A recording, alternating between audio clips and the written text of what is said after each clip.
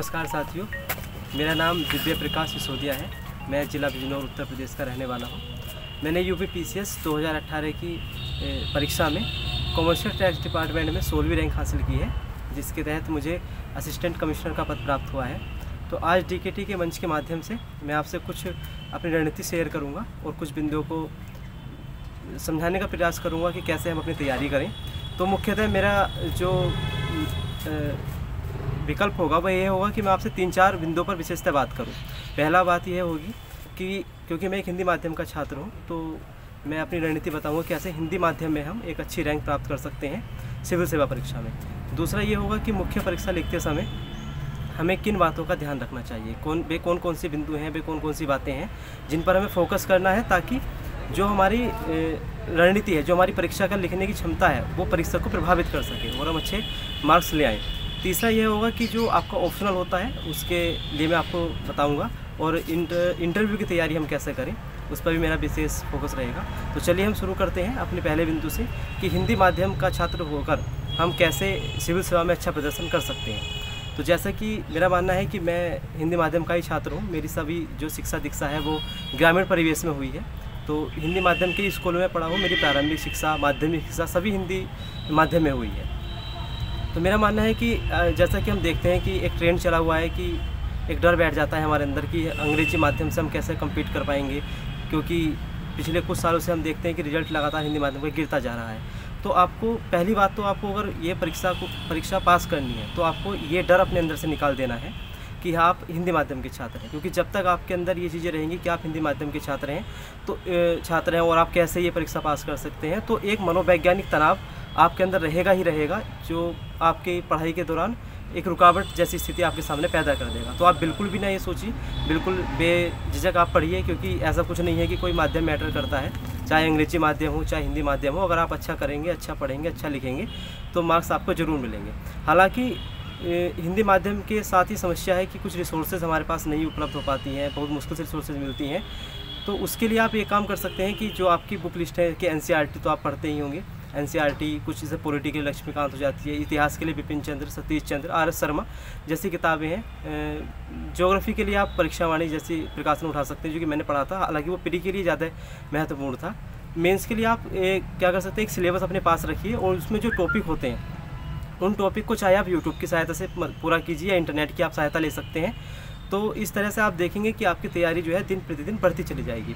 तो हिंदी माध्यम में क्या है कि आपको जो मेंस की जब आंसर राइटिंग करते हैं तो उसका आपको विशेष रूप से ध्यान रखना है, क्योंकि हम आंसर राइटिंग में इन चीज़ों पर ध्यान देना है कि जो हम लिख रहे हैं, जो हमारी भाषा शैली है वो इतनी सटीक होनी चाहिए कि वो प्रभावित करे परीक्षक को। क्योंकि आपका लेखन शैली ही जैसी होगी वैसे ही आपके मार्क्स आएंगे। वहाँ पर आपका प्रतिनिधित्व आपकी उत्तर पुस्तिका कर रही है जो आप वहाँ पर लिख के आए हैं।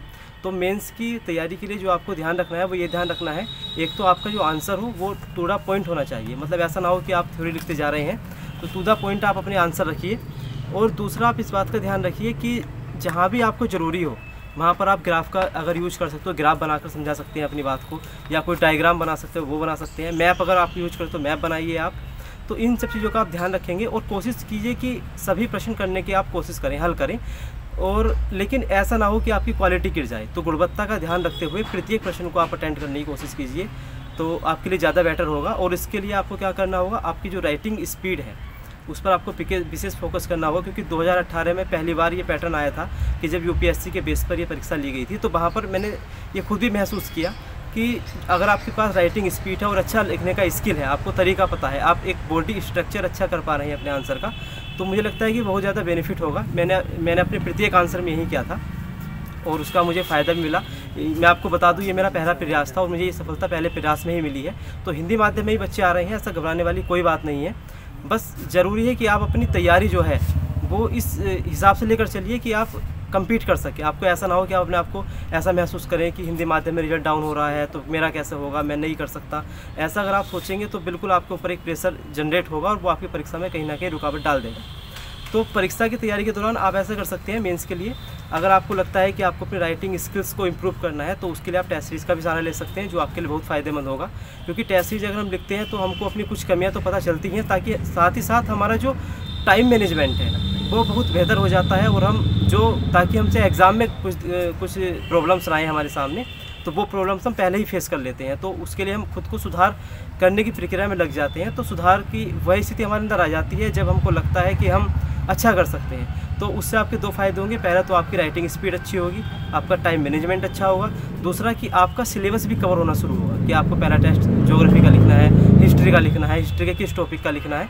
तो उस तरीके से आप देखेंगे तो आपके टॉपिक भी अच्छे से कवर होते चले जाएंगे, तो वो आपके लिए फ़ायदेमंद हो सकता है। अगर कुछ ऐसा है कि आप टेस्ट सीरीज नहीं दे पा रहे हैं या नहीं ले सकते हैं, तो इसमें भी घबराने वाली बात नहीं है। आप घर पर ही A4 साइज़ के पेपर ले सकते हैं, जैसे कि मैंने भी लिए थे।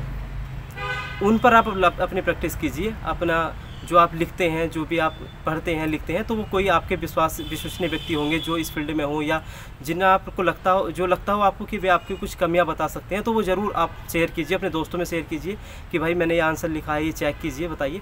तो जितना आप ज़्यादा लिखेंगे उतना मेंस आपका बेटर होगा, क्योंकि एक समय ऐसा आता है कि जब जो हम किताबी ज्ञान होता है, जो हम पढ़ते हैं, वो एक अलग मायने रखता है। आपके अंदर कितना ज्ञान है, कितनी नॉलेज है, वो एक अलग मायने रखती है। लेकिन जो मुख्य बात है वो यह हो सकती है कि आपको ये देखना है कि आप जो लिख रहे हैं वो कैसा लिख रहे हैं, आपकी लिखावट कैसी है, आपने किस तरीके से अपने आंसर को प्रस्तुत किया है, वो मेंस में बहुत मायने रखता है। और मेंस के लिए मैं आपको बताना चाहूँगा कि आप किताबें पढ़िए, NCERT भी आप पढ़ते हैं, पॉलिटी भी आप पढ़ते हैं, सब चीज़ें आप पढ़ते हैं, लेकिन जो वास्तविकता है, मैं कोई आपको बनावटी चीज़ें नहीं बताऊंगा, जो वास्तविकता है वो बताऊंगा। मेंस में जो मुझे लगा जो सबसे ज़्यादा ज़रूरी चीज़ थी, वो चीज़ थी कि जो आप पढ़ते हैं आप उसको सोचते कितना है, आप उसको ऑब्ज़र्व कितना करते हैं। जैसे कि आप दिल्ली है शहर में रहकर पढ़ रहे हैं, या इलाहाबाद है शहर में रहकर पढ़ रहे हैं, और प्रश्न आ जाता है कि शहरी नियोजन से आप क्या समझते हैं, क्या क्या शहरी समस्याएं हैं, शहरीकरण की क्या समस्याएं हैं। तो अगर आप इस आंसर को भी किताबी ज्ञान से लिख रहे हैं, तो मुझे लगता है कि ये परीक्षा पर ज़्यादा प्रभाव नहीं उत्पन्न कर पाएगा। आप दिल्ली है शहर में रह रहे हैं, इलाहाबाद रह रहे हैं, कहीं भी आप रह रहे हैं, तो आप वो प्रॉब्लम रोज़ फेस करते हैं कि वहाँ का पोल्यूशन स्तर कैसा है, वहाँ की सड़कें कैसी हैं, वर्षा है तो पानी कैसे रुक जाता है, क्या क्या कमी नगर निगम की। तो वो आप जितना ऑब्जर्व करके लिखेंगे तो मुझे लगता है उतना बेटर होगा। किताबी ज्ञान ना तो परीक्षक चाहता है और ना ही आपको लिखना है। आपको जो चीज़ ऑब्जर्व आप करते हैं वो आप लिखते हैं। जैसे कि मैं अपना उदाहरण तो 2018 के मेंस में एक क्वेश्चन भूखमरी पे की समस्या पर आया था, तो मैंने GS के पेपर में और इस आंसर में मैंने कोटेशन का भी यूज़ किया था। मैंने एक कविता लिखी थी ताकि, क्योंकि मुझे लगता था कि वो वहाँ पर ज़रूरी है। तो ऐसा बिल्कुल भी नहीं है कि आप बिल्कुल सोचें कि मुझे ऐसा ही लिखना है, किसी ने मुझसे ऐसा बताया था। हो सकता है कि मैं जो बता रहा हूँ वो आप पर फिट ना बैठे, लेकिन आप अपने अकॉर्डिंग उसको मॉडिफाइड कर लीजिएगा। जो मेरी रणनीति है वो मैं आपसे शेयर कर रहा हूँ। तो मेंस लिखते समय जो मुझे लगा वो मुझे सबसे यही लगा कि आप जब पूरे प्रश्न आप जब ही अटैम्प्ट कर सकते हैं जब आपकी राइटिंग स्पीड अच्छी होगी और आपके लिखने का तरीका अच्छा होगा, समझाने का तरीका अच्छा होगा। आप डायग्राम बेस्ड लिखिए, आप ग्राफिंग का यूज़ कीजिए। ऐसा नहीं है कि आपको 2 पेज दिए गए हैं तो आप पूरा भर रहे हैं। जैसे कि आपको पता ही होगी मेंस में एक हिंदी का पेपर आता है 150 नंबरों का होता है, एस्से आता है 150 नंबर का होता है, उसमें आपको 3 एस्से लिखने होते हैं। तो एस्से लिखते समय तीनों एस्से 50-50 प्रश्न के होते हैं, 50-50 नंबर के होते हैं। तो ऐसा नहीं है कि हम 2 एस्से अच्छे लिख दें और तीसरा एस्से हमारा थोड़ा हल्का रह जाए। आपको तीनों को इक्वल देखना है, तीनों इक्वल मार्क्स आपको प्रदान करेंगे। तो एस्से राइटिंग में भी आपको यही ध्यान रखना है। अपनी जो वर्ड लिमिट होती है उसको भी ध्यान रखिए। हो सकता है वर्ड लिमिट क्रॉस हो जाए तो वो इतना सोचने वाली बात नहीं है, वो हो जाती है। ऐसा तो नहीं है कि हम बिल्कुल उसको जो शब्द है उसे काउंटिंग करके लिखेंगे। तो उसमें आपको करना है कि जब आप एस्से लिख रहे हो तो आपका एस्से जो आपका टॉपिक है उस पर केंद्रित होना चाहिए। ऐसा नहीं है कि एस्से लिखते लिखते आप अपने टॉपिक से ही बाहर चले गए। जहां आप कोटेशन का यूज़ कर सकते हैं, अपनी खुद की ऐसी यूनिकनेस होती है आपके अंदर, और वो हर एक के अंदर होती है। मेरे अंदर भी थी, आपके अंदर कुछ और होगी। अपनी यूनिकनेस का प्रयोग कीजिए। ऐसा नहीं है कि किसी ने कुछ बता दिया हम उसी पैटर्न पर लगातार चल रहे हैं। मेरा मानना बिल्कुल भी ऐसा नहीं है। आप एक चेंज ला सकते हैं अपने आंसर में। जो चेंज परीक्षक को दिखाई देगा उस चेंज को आप लाइए अपने आंसर राइटिंग में, वो बहुत ज़रूरी है। मैंने बहुत ज़्यादा कोशिश की थी कि जो मेरे अंदर यूनिकनेस है, जो मेरे अंदर नयापन है, क्योंकि मेरा पहला प्रयास था, पहला ही मेंस था, तो वो नयापन मैं अपने वहाँ पर डालने का प्रयास करूँ। सब लोग अपनी अपनी रणनीति बताते हैं, लेकिन आप अपने आप में यूनिक हैं। आप खुद पर विश्वास रखिए कि आप जो लिख पाएंगे वो टू द पॉइंट लिख पाएंगे, बहुत अच्छे ढंग से लिख पाएंगे। अगर कोई भावनाओं में बहकर लिखेंगे या कुछ लिखेंगे तो मुझे लगता है उसका उतना प्रभाव नहीं पड़ता। हालांकि वो चीज़ जब ज़्यादा मैटर करती है जब आप उस टॉपिक भी आपका वैसा ही हो कि जहाँ पर भावनाएं आपकी मांग रहा हो, लेकिन आपके उसमें आंकड़े होने चाहिए। आप दिखाइए कि हमने ये लिखा है तो हमने क्यों लिखा है। जब आप ये सब चीज़ें अपने परीक्षक को दिखाएंगे तो वो ज़रूर आपसे प्रभावित होगा। तो ऐसे में आपको ये ध्यान रखना है। GS में क्या होते हैं, हमारे 4 पेपर होते हैं जो 2018 के पैटर्न से ही करे हैं। प्रत्येक प्रश्न पत्र 200 मार्क्स का होता है आपका। तो उसमें क्या करना होता है, आपको 20 क्वेश्चन मिलते हैं और जो शुरू के 10 क्वेश्चन होंगे वो 8-8 नंबर के होंगे और जो बाद के 10 क्वेश्चन होंगे वो 12-12 नंबर के होंगे।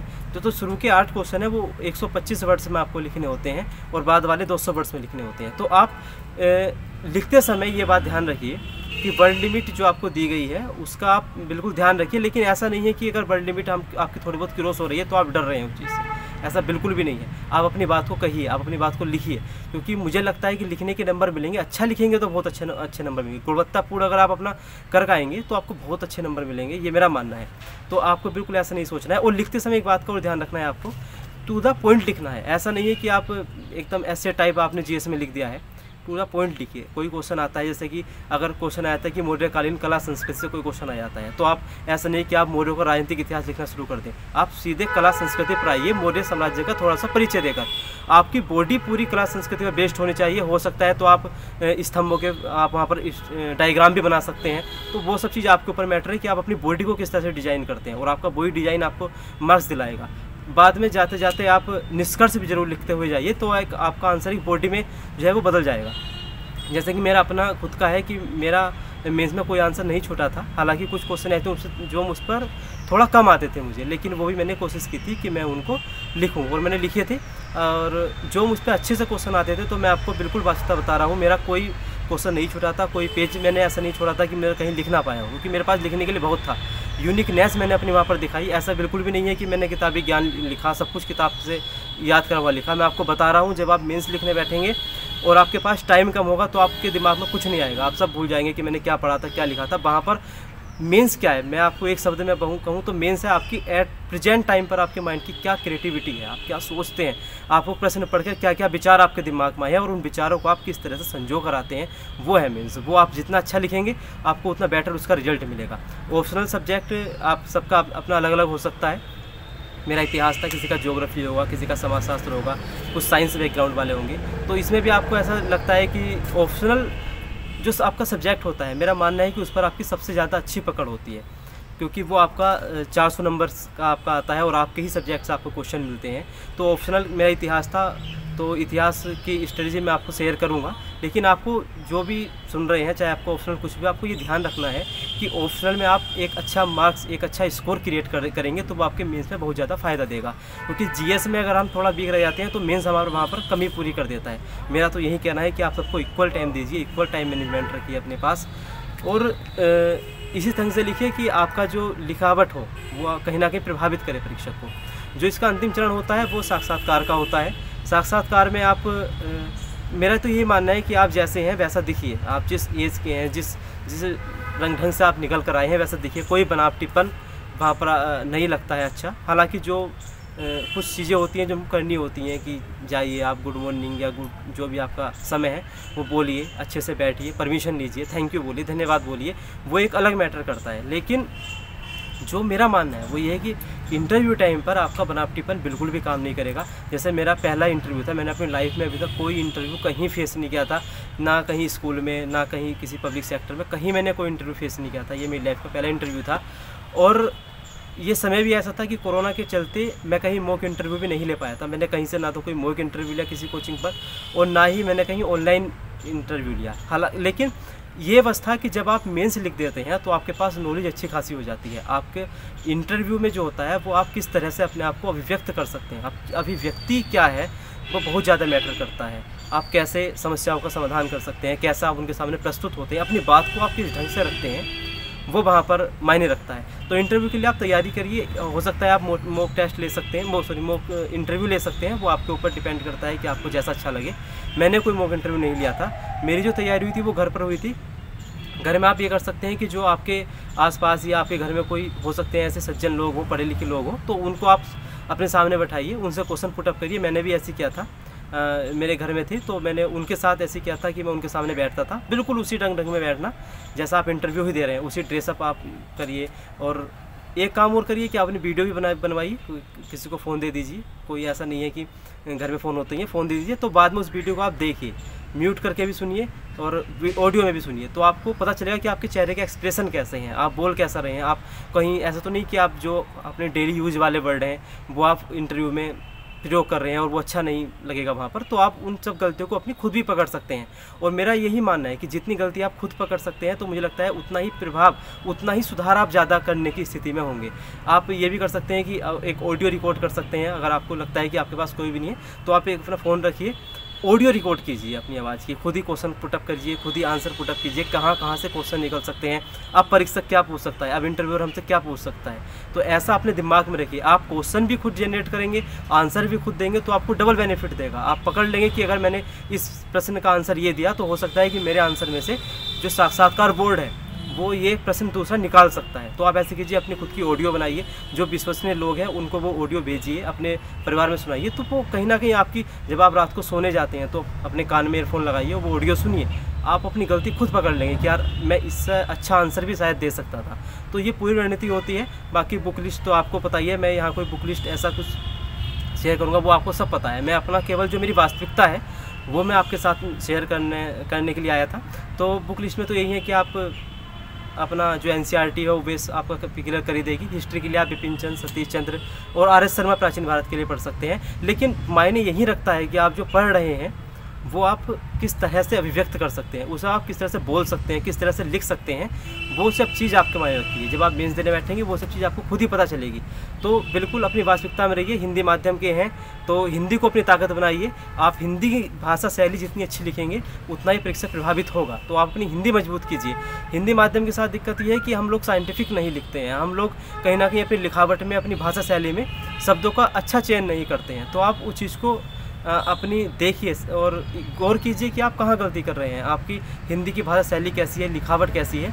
तो हिंदी माध्यम से कोई डरने की जरूरत नहीं है। मैं हिंदी माध्यम का ही हूँ, पहले अटैम्प्ट में मैंने 16वीं रैंक कॉमर्शियल टैक्स में प्राप्त की है। तो एक आप चाहे मुझे एक उदाहरण के रूप में ले सकते हैं या आपका मनोबल जो बढ़ाओ तो वो आप कर सकते हैं। तो मित्रों यहीं पर अपना लेक्चर ख़त्म करता हूँ और वो लगता है और मैं उम्मीद करता हूँ कि आपको आपका मनोबल बढ़ेगा और हिंदी माध्यम मुझे लगता है कि आपके मार्ग में रुकावट नहीं लाएगा। तो बहुत बहुत धन्यवाद।